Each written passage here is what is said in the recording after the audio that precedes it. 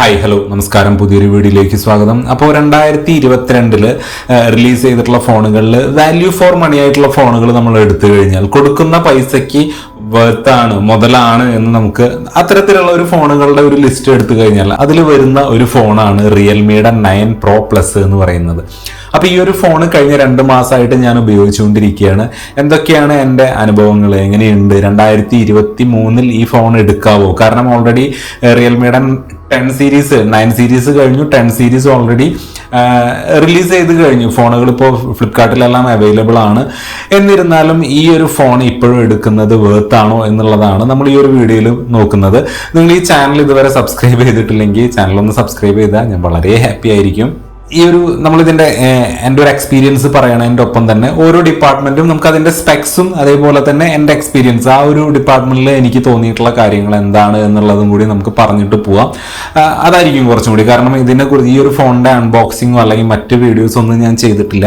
ഈ മറ്റ് വീഡിയോസ് കാണാതെ ഡയറക്റ്റ് ഈ ഒരു വീഡിയോ കാണുന്നവർക്ക് ഇതിൻ്റെ സ്പെക്സും അറിയാം, അതിൻ്റെ റിസൾട്ട് എന്താണ്, അല്ലെങ്കിൽ ആ ഒരു സ്പെക്സ് ഓക്കെ ആണോ എന്നുള്ളത് കൂടെ, അതിൻ്റെ എത്രത്തോളം അത് വർക്കിംഗ് ആണ്, എത്രത്തോളം എഫിഷ്യൻ്റ് ആണ് എന്നുള്ളത് കൂടെ ഈ ഒരു വീഡിയോ കാണുമ്പോൾ മനസ്സിലാവും. ഓക്കെ, അപ്പൊ നമുക്ക് ഇതിന്റെ പുറമേന്ന് തന്നെ തുടങ്ങാം. ഇതിന്റെ ബാക്കും ഗ്ലാസ് ആണ്, ഫ്രണ്ടിലും ഗോറില്ല ഗ്ലാസ് 5ന്റെ പ്രൊട്ടക്ഷൻ വരുന്നുണ്ട്. ഇത് ഒരു ഗ്ലോസി ഫിനിഷ് ആയതുകൊണ്ട് തന്നെ നമ്മളുടെ വിരലും കാര്യങ്ങളെല്ലാം നല്ല അടിപൊളിയായിട്ട് ഇതുമ്പോൾ നിൽക്കും.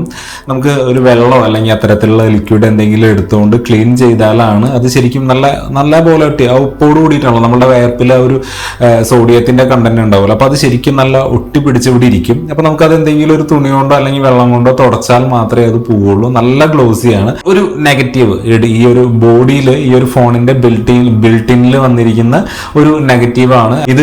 ഈ ഗ്ലോസി ടൈപ്പ് ഇഷ്ടപ്പെടുന്ന ഒരുപാട് ആളുകളുണ്ട്. അപ്പൊ നിങ്ങൾക്ക് ഏതാ ഇഷ്ടം എന്നുള്ളത് നോക്കുക. ഇതിന് ഇങ്ങനെ ഒരു പ്രശ്നം കൂടെ ഉണ്ട്, ഓവർ സൈസോ ഓവർ കാര്യങ്ങളോ ഒന്നും നമുക്ക് ഇതിൽ തോന്നില്ല. നല്ല അടിപൊളിയാണ്. കയ്യിൽ കണ്ടോ, നല്ല ഇൻഹാൻഡ് ഫീൽ എല്ലാം നല്ല അടിപൊളിയാണ്. വെയിറ്റ് എന്ന് പറയുന്നത് 182 ഗ്രാമാണ് ഇതിന്റെ വെയിറ്റ് വരുന്നത്. അപ്പൊ കയ്യിലെല്ലാം നല്ല സൂപ്പർ ആയിട്ടിരിക്കും. അപ്പൊ ആ കാര്യത്തിലും വേറെ പ്രശ്നങ്ങളൊന്നുമില്ല. ഡിസ്പ്ലേയുടെ സൈസ് ഞാൻ പറഞ്ഞില്ല. നമ്മളുടെ ഡിസ്പ്ലേയുടെ സൈസ് നമ്മൾ നോക്കുക എപ്പോഴും ഈ ഒരു കോണോട് കോണാണ്. ഇത് 6.4 ഇഞ്ചാണ് ഇതിന്റെ ഡിസ്പ്ലേ വരുന്നത്. ഓക്കെ, അപ്പൊ അത്യാവശ്യം നല്ല വലിപ്പമുള്ള, ഓവർ സൈസും അല്ല എന്നാൽ ഒത്തിരി ചെറുതുമല്ല, നല്ല ഒരു ഹാൻഡി ആയിട്ടുള്ള നല്ല അടിപൊളി ഡിസ്പ്ലേ ആണ്. ഞാൻ ഹാപ്പിയാണ്. ഓക്കെ, എൻ്റെ എക്സ്പീരിയൻസ് എന്ന് പറയുന്നത് ഞാൻ ഹാപ്പിയാണ്. ഇതിന്റെ മൊത്തത്തിൽ ബിൽഡിങ്ങിൽ ഞാൻ ഇതിൽ ഹാപ്പിയാണ്. പിന്നെ ഇതിന്റെ ഡിസ്പ്ലേ പറഞ്ഞ സ്ഥിതിക്ക് ഇത് 90 Hz റിഫ്രഷ്നേഴ്സോട് കൂടിയിട്ടുള്ള ഡിസ്പ്ലേ ആണ്. ഈ ഒരു ഏരിയയിൽ നമുക്ക് വേണമെങ്കിൽ ഒരു നെഗറ്റീവ് പറയാം, 120 Hz ഡിസ്പ്ലേ റിഫ്രഷ്നസ് ഇല്ല എന്നുള്ളത്. 90 Hz ഓക്കെയാണ്, മറ്റു പ്രശ്നങ്ങളോ നമുക്കത് അറിയൊന്നുമില്ല. നമ്മളെ സ്ക്രീൻ അത്യാവശ്യം നല്ല സൂപ്പർ അമോൾഡ് കൂടി ആയതുകൊണ്ട് നല്ല ബ്രൈറ്റ്നസ് ഉള്ളതുകൊണ്ട് ഇങ്ങനെ ഒഴുകി നടക്കുന്നത് നമുക്ക് കറക്റ്റായിട്ട് കാണാനും അറിയാനും നമുക്കത് ഫീൽ ചെയ്യും ശരിക്കും. പിന്നെ ഇതിൽ സൺലൈറ്റ് വിസിബിലിറ്റി ഓക്കെയാണ്. നമ്മൾ വെയിലത്ത് ഉച്ചയ്ക്ക് നല്ല പുറത്തു നിന്ന് നല്ല സൺലൈറ്റ് ഉള്ള സമയത്ത് നമ്മളിത് നോക്കിക്കഴിഞ്ഞാൽ മറ്റു പ്രശ്നങ്ങളോ കാര്യങ്ങളോ ഒന്നുമില്ല. ഫേസ് അൺലോക്ക് ഓക്കെ കാണുമോ? ഓക്കെ, അൺലോക്കായി. അപ്പോൾ ഫേസ് അൺലോക്ക് നല്ല സ്പീഡാണ്. അതേപോലെ തന്നെ ഫിംഗർ പ്രിന്റ് അൺലോക്കായി.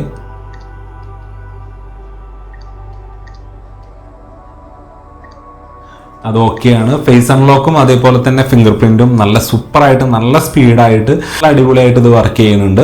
ഓക്കെ, MediaTekന്റെ 920 എന്നുള്ള പ്രൊസസ്സറാണ് ഇതിൽ വരുന്നത്. അത് നമ്മൾ സ്നാപ്ഡ്രാഗണുമായിട്ട് കമ്പയർ ചെയ്യുമ്പോൾ ഏകദേശം 700 സീരീസിന് ഈക്വൽ ആയിട്ട് വരും. ഈ 700 സീരീസ് ആണെങ്കിലും അതേപോലെ തന്നെ ഈ 920 സീരീസ് ആണെങ്കിലും എൻ്റെ ഒരു അഭിപ്രായത്തിൽ അത് ഒരു ഗെയിമിങ്ങിന് പറ്റിയിട്ടുള്ള ഒരു ഫോണല്ല, ഒരു പെർഫോമൻസ് ഓറിയന്റഡ് ആയിട്ടുള്ളതല്ല. ഇതൊരു എക്സ്പീരിയൻസ് ഓറിയന്റഡ് ആയിട്ടുള്ള ഫോണാണ്. എല്ലാ കാര്യങ്ങളും ആവറേജ് ആയിട്ട് നമുക്കിത് ഉപയോഗിക്കാം. നല്ല ഫോട്ടോ, നല്ല വീഡിയോഗ്രാഫി, നല്ല ഫോട്ടോഗ്രാഫി, നല്ല ഓഡിയോ സപ്പോർട്ട്, അത്തരത്തിൽ നല്ല അടിപൊളിയായിട്ട് നല്ല സോഫ്റ്റ്വെയർ എക്സ്പീരിയൻസ് അതിന് വേണ്ടിയിട്ടുള്ളതാണ്. ഒരു ഗെയിമിങ്ങിന് വേണ്ടിയിട്ടായിട്ട് ഈ ഒരു ഫോൺ ഞാൻ ഒരിക്കലും റെക്കമെൻഡ് ചെയ്യില്ല. എന്ന് വെച്ച് നല്ല ഗെയിം കളിക്കാൻ പറ്റില്ല എന്നുള്ളതല്ല. ഗെയിമിങ്ങിന് വേണ്ട ഒക്ടോകോർ പ്രോസസ്സറും അതേപോലെ തന്നെ മാലി G78ന്റെ GPU കാര്യങ്ങളെല്ലാം ഇതിലുണ്ട്. അത്യാവശ്യം നല്ല ഇന്റേണൽ സ്പെക്ക് നല്ല അടിപൊളി തന്നെയാണ്. പ്യുവർ ഗെയിമിങ്ങിന് വേണ്ടിയിട്ട് ഞാനത് റെക്കമെൻഡ് ചെയ്യില്ല. ഓക്കെ, ഇതിൽ ആൻഡ്രോയിഡ് 12 ആണ്, ഇപ്പോഴും ഇതിൽ ആൻഡ്രോയിഡ് 12 തന്നെയാണ്. ഇതുവരെ അപ്ഡേഷൻ 13 അപ്ഡേഷൻ കിട്ടിയിട്ടില്ല, പക്ഷെ കിട്ടും. ആൻഡ്രോയിഡ് 13 അതേപോലെ തന്നെ റിയൽമി 4 ഈ വരുന്ന മാസങ്ങളിൽ ഇതിൽ എന്തായാലും അപ്ഡേഷൻ കിട്ടും. ഇത് 6GB 128 റാമും 128GB ഇന്റേണൽ മെമ്മറിയും വരുന്ന വേരിയന്റ് ആണ്.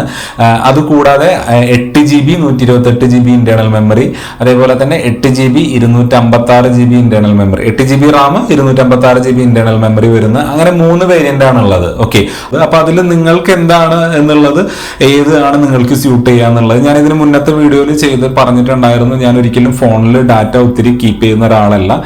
ഞാൻ എൻ്റെ ഹാർഡ് ഡിസ്കിലോട്ട് ഞാൻ ഒരുവിധം ആയി കഴിഞ്ഞ് ഞാനത് അപ്പോൾ ട്രാൻസ്ഫർ ചെയ്ത് മാറ്റും.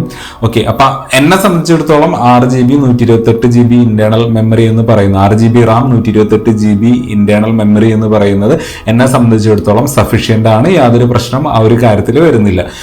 മറ്റ് ഇന്റേണൽ സ്പെക്കിലോട്ട് വരികയെന്നുണ്ടെങ്കിൽ LPDDR4X റാം സപ്പോർട്ട് ഉണ്ട്. UFS 2.2 ആണ്. അതൊരു ഇച്ചിരി പഴയൊരു ടെക്നോളജിയാണ്. എന്നിരുന്നാലും ഓക്കെയാണ്, വേറെ പ്രശ്നങ്ങൾ നമുക്ക് അതിലൊന്നും ഒരു വിസിബിൾ ആയിട്ടുള്ള പ്രശ്നങ്ങളോ ഒരു സ്ലോനെസ്സോ കാര്യങ്ങളോ ഒന്നും നമുക്ക് അതിൽ നിന്ന് തോന്നുന്നില്ല.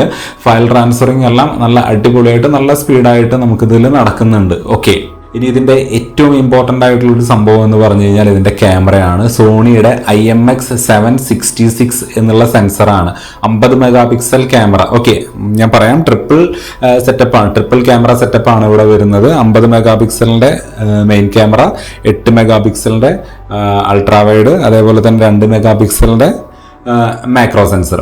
ഓക്കെ, അങ്ങനെ 3 എണ്ണാണ് ഇതിൽ വരുന്നത്. ഇതിൽ മെയിൻ ക്യാമറ എന്ന് പറയുന്നത് സോണിയുടെ IMX766ന്റെ സെൻസറാണ് വരുന്നത്. അപ്പൊ ഈ ഒരു സെൻസറിന്റെ പ്രത്യേകത എന്താണെന്ന് വെച്ച് കഴിഞ്ഞാൽ OnePlus 10T, അതേപോലെ തന്നെ Realme 8 Pro, ഒപ്പോയുടെ റെനോ ഫോണുകൾ, അതേപോലെ തന്നെ നത്തിങ് ഫോൺ, അങ്ങനെ ഒരുപാട് നല്ല ക്യാമറ റിസൾട്ട്, നല്ല ഫോട്ടോ തരുന്ന, നല്ല റിസൾട്ട് തരുന്ന ഫോണുകളിൽ വെച്ചിരിക്കുന്ന ഫ്ലാഗ്ഷിപ്പ് ടൈപ്പ് സെൻസറാണ് സോണിയുടെ IMX766 എന്ന് പറയുന്നത്. അപ്പോൾ ഈ ഒരു ബഡ്ജറ്റിൽ ബാക്കി എല്ലാതും 30+ ആണ്. ഇപ്പൊ നത്തിങ് ആണെന്നുണ്ടെങ്കിൽ, ഇപ്പോഴാണ് നത്തിങ്ങിന്റെ റേറ്റ് കുറഞ്ഞത്, ലോഞ്ച് ചെയ്തപ്പോൾ 30+ ആയിരുന്നു. OnePlus 10T ഇപ്പോഴും 40,000 മുകളിലാണ്. റിയൽമിയുടെ തന്നെ നിയോ 3T ഈ ഫോണിൽ എല്ലാത്തിലും ഉപയോഗിച്ച്, ഇതെല്ലാം 30,000 മുകളിലുള്ള ഫോണുകളാണ്. അപ്പൊ ആ ഒരു ഫോണിലെല്ലാം വെച്ചിരിക്കുന്ന അതേ സെൻസറാണ് ഈ സോണിയുടെ IMX766 എന്ന് പറയുന്നത്. അപ്പൊ ആ ഒരു റിസൾട്ട് നമുക്ക് ഇതിൽ എന്തായാലും കാണാനായിട്ടുണ്ട്. അതിന് കൂടെ നമുക്ക് ഫോട്ടോഗ്രാഫിക്ക് വേണ്ടിയിട്ട് ഒപ്റ്റിക്കൽ ഇമേജ് സ്റ്റെബിലൈസേഷനും ഉണ്ട്. ഓക്കെ, അപ്പൊ അതും ആ ഒരു ഡിപ്പാർട്ട്മെന്റും അടിപൊളിയാണ്. ക്യാമറയുടെ കാര്യത്തിൽ ഒരു കാര്യത്തിലുള്ള സംശയമോ കാര്യങ്ങളോ ഒന്നുമില്ല. സോണിയുടെ തന്നെ സെൻസറാണ്, അൾട്രാ വൈഡും വരുന്നത്, അതൊരു 8 മെഗാ പിക്സലിന്റെ ആണ്. ഓക്കെ, അത് ഓക്കെ ആണെന്നാണ്, കൂടുതൽ പറയാനില്ല, അത് ഓക്കെ. അതേപോലെ തന്നെ മാക്രോ വരുന്നുണ്ട്, അതും സോണിയുടെ ആണ്. ഓക്കെ, അപ്പൊ ഇതാണ് ക്യാമറയുടെ കാര്യത്തിൽ ഞാൻ ഒരു 80% ഞാൻ ഹാപ്പിയാണ്. കാരണം കൊടുത്ത പൈസക്ക് നല്ലൊരു റിസൾട്ട് ഈ ഒരു ക്യാമറ, ഈ ഫോണിന്റെ ക്യാമറ കിട്ടുന്നുണ്ട്. അപ്പോൾ നമ്മൾ ഇതിന്റെ ഫോട്ടോഗ്രാഫിയുടെ കാര്യം പറഞ്ഞു. ഒപ്റ്റിക്കൽ ഇമേജ് സ്റ്റെബിലൈസേഷൻ സപ്പോർട്ട് ചെയ്യുന്ന നല്ല ഫോട്ടോസ് എടുക്കാനായിട്ട്, നൈറ്റ് ഫോട്ടോഗ്രാഫി ആയാലും അതേപോലെ തന്നെ നമ്മൾ അത്യാവശ്യം കൈയൊക്കെ വിറയിൽ ഒഴിവാക്കാൻ വേണ്ടിയിട്ടുള്ള ടെക്നോളജിയാണ് ഈ OIS എന്ന് പറയുന്നത്. അപ്പോൾ അത് നല്ല രസമായിട്ട് ഇംപ്ലിമെന്റ് ചെയ്തിട്ടുണ്ട്. അതിന്റെ റിസൾട്ട് നമുക്ക് ഇതിൽ കിട്ടുകയും ചെയ്യും. ഇനി വീഡിയോഗ്രാഫിയിലേക്ക് വരുന്നുണ്ടെങ്കിൽ ഇതിൽ 4K സപ്പോർട്ട് ചെയ്യും. 4K 30 ഫ്രെയിം പെർ സെക്കൻഡ് ആണ് നമുക്ക് ഇതിൽ കിട്ടുന്നത്. ഓക്കെ, അപ്പോൾ 4Kയിൽ നമുക്ക് ഒരു സ്ലോ മോഷൻ വീഡിയോ നമുക്ക് എടുക്കാനായിട്ട് പറ്റില്ല. 1080യിൽ നമുക്ക് 480 ഫ്രെയിം പെർ സെക്കൻഡ് വീഡിയോ എടുക്കാനായിട്ട് നമുക്ക് പറ്റും. അതായത് ഏറ്റവും സൂപ്പറായിട്ട് നമുക്ക് സ്ലോ മോഷൻ എടുക്കാനായിട്ട് ഈ ഒരു ക്യാമറയിൽ നമുക്ക് അടിപൊളിയായിട്ട് പറ്റും. ഏത് ഫുൾ HDയിൽ. അപ്പോൾ റിയൽമി 9 Pro പ്ലസിൻ്റെ ഇൻബിൽട്ട് മൈക്കിൻ്റെ ക്വാളിറ്റിയാണ് നിങ്ങൾ കേൾക്കുന്നത്. ഈ ഒരു ഡിസ്റ്റൻസിലാണ് അപ്പോൾ നമ്മൾ നിൽക്കുന്നത്. ഇതിൻ്റെ ക്ലാരിറ്റി എങ്ങനെയുണ്ട് എന്നുള്ളത്, ഇൻബിൽട്ട് മൈക്കിൻ്റെ ക്വാളിറ്റി എങ്ങനെയുണ്ട് എന്നുള്ളത് നിങ്ങൾ ഓരോരുത്തരും കേട്ട് മനസ്സിലാക്കുക. പിന്നെ എടുത്ത് പറയേണ്ട ഒരു കാര്യം, അതിലുള്ള ഒരു നെഗറ്റീവ് എന്ന് പറഞ്ഞാൽ ഈ ഒരു ഒപ്റ്റിക്കൽ ഇമേജ് സ്റ്റെബിലൈസേഷൻ എന്ന് പറയുന്നത് ഇതിലില്ല, വീഡിയോഗ്രാഫിക്കല്ല. ഇതിൽ EIS ആണ്, ഇലക്ട്രോണിക് ഇമേജ് സ്റ്റെബിലൈസേഷൻ ആണ് വരുന്നത്. ഓക്കെ, നിങ്ങൾക്ക് ഇതിൽ സാമ്പിൾ എല്ലാം നമുക്ക് ഇതിൽ കാണാം. ഓക്കെ, ഇനി നമുക്ക് ഇതിന്റെ അടുത്ത ഡിപ്പാർട്ട്മെന്റിലോട്ട് പോവാം.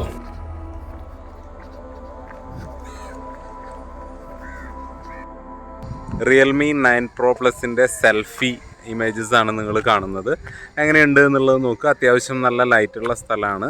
അപ്പോൾ അതിൻ്റെ സെൽഫി റിസൾട്ട് എന്ന് പറയുന്നത് ഇങ്ങനെയാണ്. ഇതിൻ്റെ മൈക്കിൻ്റെ ക്വാളിറ്റി കൂടി ഒപ്പം നിങ്ങളിതിൻ്റെ മനസ്സിലാക്കാനായിട്ട് ശ്രമിക്കുക. ഓക്കെ, ഇതിന്റെ സെൽഫി ക്യാമറ എന്ന് പറയുന്നത് ഒരു 16 മെഗാ പിക്സലിന്റെ സോണിയുടെ തന്നെ സെൻസറാണ്. ഇതിൽ OSO ബാക്കി കാര്യങ്ങളോ ഒന്നുമില്ല. ഇതിൽ ഇലക്ട്രിക് ഇമേജ് സ്റ്റെബിലൈസേഷൻ ഉണ്ട്. ഫുൾ HD വീഡിയോ എടുക്കാനായിട്ട് പറ്റും. 4K ഇല്ല എന്നുള്ളത് നമുക്ക് വേണമെങ്കിൽ ഒരു നെഗറ്റീവായിട്ട് പറയാം. ഓക്കെ, സെൽഫിയുടെ കാര്യത്തിൽ ഞാൻ ഓക്കെയാണ്, ഫുൾ HD മതി. ഞാൻ അങ്ങനെ സെൽഫി എടുക്കുന്ന ഒരാളല്ല. പിന്നെ ഇതിൽ നമ്മൾ എടുത്തു പറയേണ്ട 1-2 കാര്യങ്ങളുള്ളത് ഇതിന്റെ സൗണ്ട് ഡിപ്പാർട്ട്മെന്റ്. നല്ല 2 സ്റ്റീരിയോ സ്പീക്കേഴ്സ് ആണ്. ബോട്ടം ഫയറിംഗും ഉണ്ട്, അതേപോലെ തന്നെ ഇതും സ്പീക്കർ തന്നെയാണ്. ഇയർ സൈഡും അതേപോലെ തന്നെ താഴെയും 2 സ്പീക്കർ ഉണ്ട്. നല്ല അടിപൊളിയായിട്ടുള്ള സൗണ്ടാണ്, നല്ല ലൗഡായിട്ടുള്ള ക്ലിയർ ആയിട്ടുള്ള സൗണ്ടാണ് കിട്ടുന്നത്. അതിന് പുറമെ നമ്മളുടെ ഓഡിയോ ജാക്ക് ഇതിൽ കണക്ട് ചെയ്തിട്ടുണ്ട്. 3.5 mm ഓഡിയോ ജാക്ക് ഇതിൽ നമുക്ക് കണക്ട് ചെയ്യാനായിട്ട് പറ്റും. അപ്പം ബ്ലൂടൂത്ത് ഹെഡ്ഫോൺ ഇഷ്ടപ്പെടാത്തവർക്ക് ഈ ഒരു ഫോൺ നമുക്ക് യൂസ് ചെയ്യാനായിട്ട് സാധിക്കും. അതായത് ആ ഒരു ഓപ്ഷൻ ഉണ്ട്. നമുക്ക് ഹെഡ്ഫോൺ നമ്മളുടെ 3.5 mm വരുന്ന ഹെഡ്ഫോൺ കുത്തി നമുക്ക് പാട്ട് കേൾക്കാനോ അല്ലെങ്കിൽ സിനിമ കാണാനോ അതല്ലെങ്കിൽ ഗെയിം കളിക്കാനോ എന്താണോ നമ്മുടെ ആവശ്യം എന്ന് വെച്ച് കഴിഞ്ഞാൽ ആ ഒരു ഓപ്ഷൻ നമുക്ക് ഇവിടെ ഇപ്പോൾ ഉണ്ട്. കണക്ടിവിറ്റി എന്ന് പറഞ്ഞാൽ ഓൾറെഡി ഇന്ത്യയിൽ 5G എത്തിക്കഴിഞ്ഞു.